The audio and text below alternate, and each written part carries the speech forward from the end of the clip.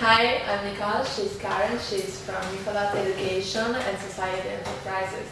Correct. So, Karen, can you tell us about your organization, what you do, and what your organization does for the country? Sure. So Mifalot Education was founded in 1997 by the former owners of Hapoel Tel Aviv Football Club. Basically, they bought the club in order to create an organization that will be an educational organization for youth at risk that will teach life skills and values through the football field. So that's the connection between Hapoel Tel Aviv to Mifalot. Back then we started with 30 kids in a village called Kalanswa, where we had an educator and we had a football trainer. Today we have almost 30,000 youth around the country in the Palestinian authorities and in Jordan. And the educator is the football trainer. So we combine both jobs together into one. So each coach of Mifalot is also an educator. We started to export our programs abroad about 10 years ago. And this is how we do international development as well. And we develop programs for youth at risk. Basically it's about leadership values through the football field. And we also, and independency as well. And we have programs for people with disabilities, youth, kids, grown-ups as well. We have peace-building programs through football. We believe that football is a mutual ground for many different populations, different societies. It's a great place to bring kids, youth, to get to know each other through the football field with no thinking. Like, it doesn't matter on the football field who you are, where you come from, as long as you just play football. So we do these programs for Arabs and Jews, Palestinians, Israelis, and Jordanians. They come together on the football field. We also work in all the safe homes in Israel as well. And we have women empowerment programs with catchball, not only football. And what else? And that's about it. Those are the core programs. Employability also as well. Yeah. Nice. Basically, like teaching employability skills, working skills through the football field. Because we believe that everything that happens on the football field, things that we can mirror to life. So if you win, if you lose, if you get devastated from something, leadership, working together, teamwork, all of these values are things that we can bring to our life. Yeah. And it's an easy way to demonstrate it through the sports. Oh, there are people that come to play football there. The youngest are kindergarten kids, and the oldest could be 60 to 70. Oh. Yes, we work with the welfare ministry, and we have people with disabilities that are up to 60. Yeah, so it's very diverse. Also abroad, we usually work with youth. Youth and kids, so the young adults will be coaches, and we will coach them how to use football as an educational tool. It's a whole change of set of mind, because we're not doing professional football. We're doing football that is an educational tool. So basically, through the game, through the field, we bring in the values, and then so we work with young adults, and they work with the little kids. Nice. Or with the youth themselves. So what's your role in the organization? What do you do? I'm in charge of international development. So I manage all our programs abroad.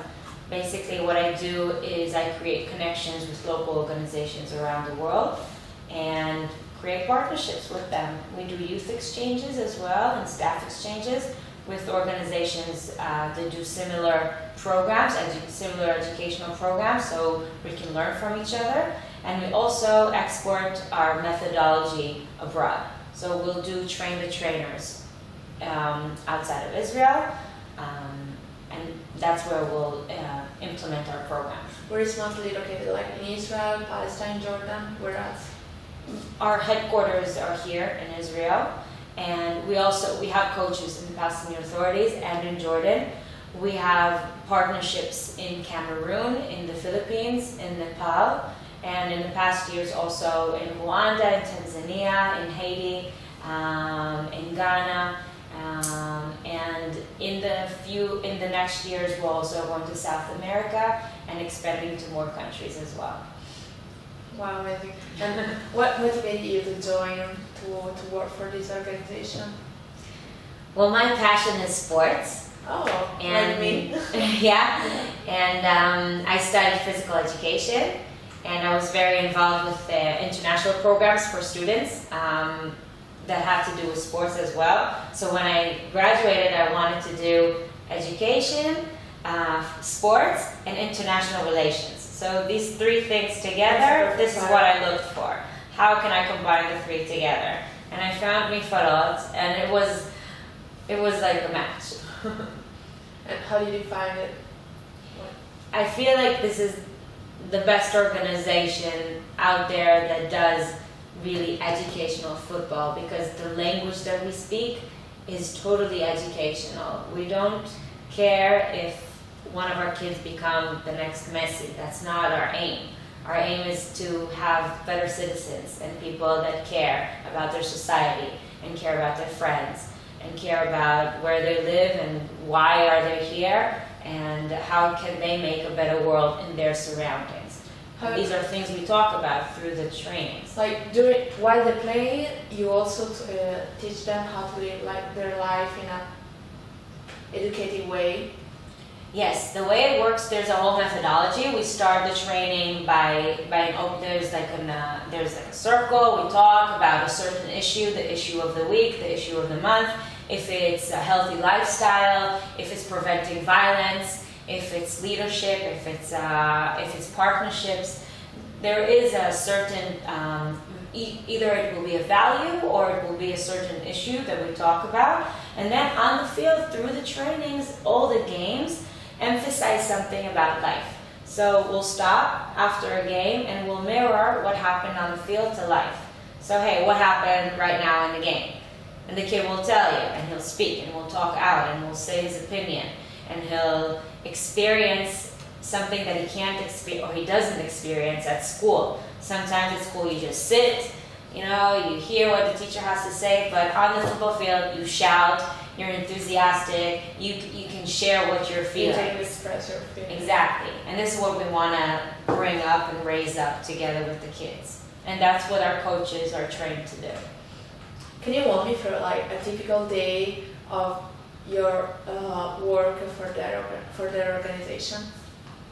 Sure. So basically, because I'll give you a typical day in abroad. Yeah. So what we do is when we go abroad, we always work with a local partner.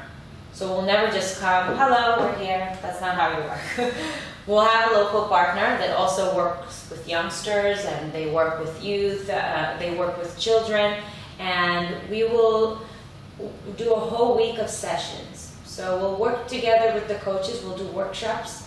In the morning, we'll do workshops about how can you develop your own education program, or we'll do workshops about lifestyle. How do you connect the education side with the football side? And then what we do, we go outside to the field and we show by example, by your feet. So you see, you learn by your feet. And then what we do is we implement it. So we learn, study, then we go out to the field, and then they go and implement with their kids afternoon. So what they learned in the morning, they do it afternoon with the kids. So every day there's sessions with kids. And this is from Monday to Friday. The same, every day is different sessions. And on Saturday, we always like to end up with a big tournament and have all the kids from the neighborhood come and be part of the project itself. Does the same program apply also to older people, like 60, 70, as you said before? If they are the local beneficiaries, if the coaches work with people that are 60, 70, then yes. Usually the people that the coaches work with are youth and kids in schools. In the Philippines, we have thousands of kids participating from different schools, and the coaches come together to do the seminars in the afternoon. They work with the kids, and this is how it goes. And after we leave, throughout the year, we stay in touch. And then we'll send them more educational material. We'll ask them how's it going, how many kids are participating, have there been any change. This is very important to monitor and evaluate the programs and see what is the impact for the long term. I can tell you in the Philippines, we started with one school in Bantayan Island after the the typhoon in the Philippines. After the typhoon, and after then, we continue to come 3 times. And you see that from one school now we're in 8 schools, and all the whole island is into the football program.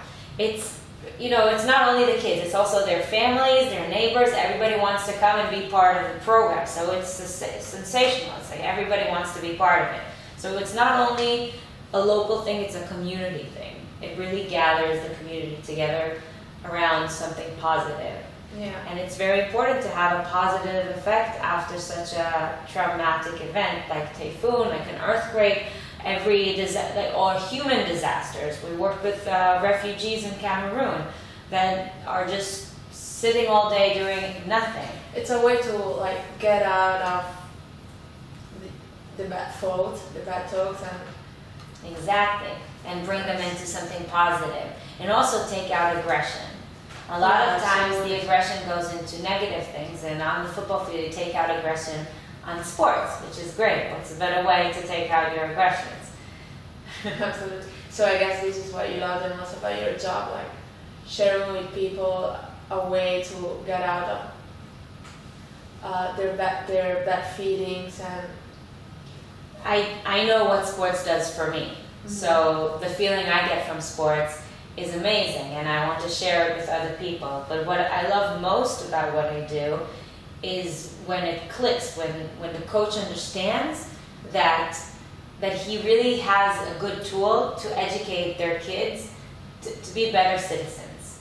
And when it clicks, when they understand it through the workshops, it's great. It's a great feeling. They have power in their hands. They feel like, wow, I'm not just talking to my kids. I'm not just playing football with my kids. I can really affect their life. I can really make an impact on their life. So that's the best thing I think about my job. But of course, there are not only good things, but also bad things. And what are the difficulties you meet the most during the path? During your path? I think a lot of, I'll divide it into 2. One difficulty is the obvious, is finding funds. Finding funds to go out there and reach more people and get more connections. So there'll be endless people that we can work with and potential partners, but at the end of the day, you have to have the funds to go out there and to work together. Not too much, but you still need the funds to do that. And the second one is building this bridge, this cultural bridge, because some things that are relevant to us as Israelis will not be relevant to Indians or will not be relevant to people from Cameroon. So you need to adapt it. So I won't call it a difficulty, but more as a challenge, because we work with the local partners. We ask them, what are the issues you talk about? What is sensitive? What is not? And this is something that's very interesting, because you build slowly a bridge to understand the other side. And this is something that's also part of what we do here in Israel, when we build bridges between Palestinians and Israelis and Jordanians. That's a huge challenge. So it's challenging every day, but you learn from each time. And the challenge is not only on the side of the people who are building the programs, it's also comes from the kids. They are also building bridges. We did a program in Cameroon between refugees and locals. It was the first time that the refugees talked to local people. And the first time they met was on the football field. And what happens on the football field? Only smiles. So you play, you scream, you smile, and that's the first interaction. And that's already a very strong bridge to start to talk to about other issues. No, it's amazing. I totally agree that the sport is a way to get out of your bad feelings and to express yeah, I totally agree. And what's a project you've been working on recently for your organization? So right now we're working on a program in Nepal. This is a continuation program. After the earthquake, we sent to coaches together with Matan, together with another organization, to work in rural areas. Basically, the schools were they're all gone, and it was very dangerous. kids were kidnapped for human trafficking, and basically there was no safe zone for kids. So we sent our coaches to work there, where we built safe zone for kids, and we worked with the youngsters to continue the program. And through then, we started to establish a more long-term program. So we're going back to Nepal twice this year, and they're going to also visit us in Israel. And we're building a whole program about using football for community development after a disaster, coping with trauma through the football field, relief. This is a more humanitarian aid project. Obviously, we're not the first aid and not the second, but it comes as a community development on a more, like now, after a year after the earthquake, we can come and build up the community through the football field. This is our tool. As we learned here from having a lot of trauma events here in Israel, it's easy to us to connect to this project. And this is what we also did in Haiti after the earthquake, in the Philippines after the typhoon, and now in Nepal. So we're going to work with many schools around Lalitpur district and build up a whole project there. It must be very long building up a project like these kind of projects, right? Sometimes it takes 2 months, and sometimes it takes years. It really depends who's the local partner and who are the fundraisers and how fast they want it to get through. So for instance, after a disaster, we're not the first aid. We'll not be there after a month. We'll be there after a couple of months, again, if we can. And a year after, what? Based on why you can go or you cannot go. If there's funds, we can go. If we were able to create funds, and not only funds, if we were able to find a local partner to work with, because it's not, again, we don't just come and hi, we're here. We have to have a local partner to work with, which is easier also cultural-wise. You can't just come. So it depends if we have a partner, if we have the money, if we can. And what are the attributes a person needs in order to volunteer for your organization or to work? What's the question? The attributes a person needs to have in order to work and to volunteer for your organization. Well, basically, the people that we send abroad are from our staff, from like professional people that are from the education department or from the field department, coaches, people who know the Mifalot methodology. Because it's very important when you teach that you send people that come with knowledge and come with the knowledge of Mifalot, because this is what we export, this is what we work, this is how we work on outside. And so we usually choose coaches, we usually choose people from our education and field department to go abroad. Okay, so obviously someone that has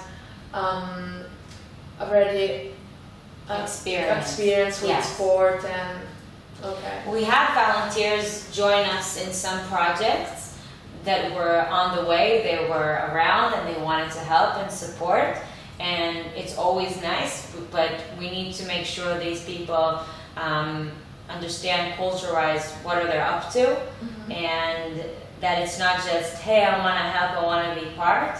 You really need to understand who are the people that you work with and what can be the impact. It could be a bad impact if you're not well aware of the different consequences and also the culture. Yeah, exactly. You need to adapt yourself. And how does it feel working with different cultures every time?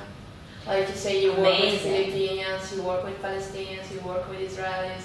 And do you give to all of them the same values, or each of them needs a different approach?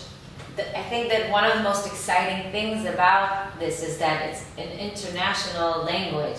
Football, everybody speaks football. Everybody knows football. You don't even need a language for it. And yes, our values are international values. Our give respect to your friend, our listen, and these are the basic values for having a better future and being more patient towards each other. And football can teach you these values. So that's very exciting when we go abroad and meet the different cultures. they share the same values as we do. They just have different cultures or different approaches. So immediately the football makes the connection that in some certain places it already feels like family. You know, we both share the same love. We both love to do the same thing. We both share the same values, and let's be friends forever. Is it ever happened that you organize a match, maybe kids from Jordan and kids from Israel playing football together? Yes, it happens 4 times a year in Israel. You meet Palestinians, Israelis, and Jordanians come and play together football. And how does it develop? Is it good or? Yeah, of course. First of all, it's immediately do you have Facebook? Do you have Snapchat? Do you have Instagram? How old are they? And they go they're usually about 16 to 17. Oh. And also we have youngers, 14, 15. Mm-hmm. They meet to play, and they also meet for a culture exchange. So they don't just play football together. Obviously that's part of the fun. But they sit together. They do a name. They say their names. What are their cultures from life? Sometimes there's a language barrier, but they're the coaches to come and to bridge over that.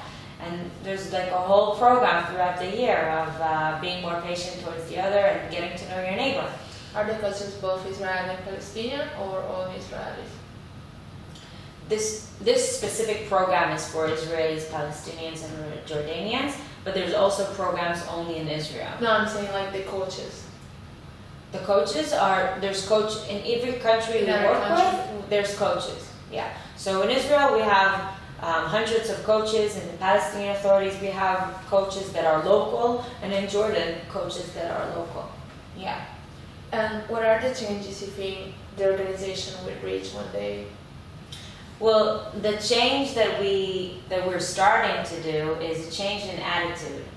So when we work abroad, the change of attitude, using the football as an educational tool, is already a change of attitude, because you're not looking at the game only in a professional side, you're looking at it in a way of an educational side. So the basic and the main aim is to change the attitude towards it, towards the game, and also towards each other, towards the person you're playing with. So that is definitely the biggest impact I think that we could do. And how does the work environment look like? If it's your job is more an individual job or a more team job, or if it's a combination of both? It's definitely a combination of both, because I create connections with local organizations around the world, but I can't do it by myself. I have to have the education department with me to develop the programs. I have to have the field to execute the program, and I need to have resource development. And basically I work with almost all the different departments in Mifalot in order to execute a program abroad. So it's never a one-person program. And this is also the way we work abroad. We never send someone by himself. It's not something that's effective. You have to have a surrounding. You have to have a local partner to work with, someone to execute and implement the project later on. So there's a lot of figures around it. How many people are working there? In Mifalot? Yeah, in Israel. In the headquarters, there's about 40 people. 40 yeah. people. But there's hundreds of coaches around the world. That's and around Israel. Around Israel. Yes. Okay. Thank you so much, Karen. Next time I'm gonna go visit Karen in where? Where exactly is it? In Mifalot in South Tel Aviv. In South Tel Aviv, and I'm gonna show you where the kids played. Amazing. Thank you so much. Thank you. Thank you.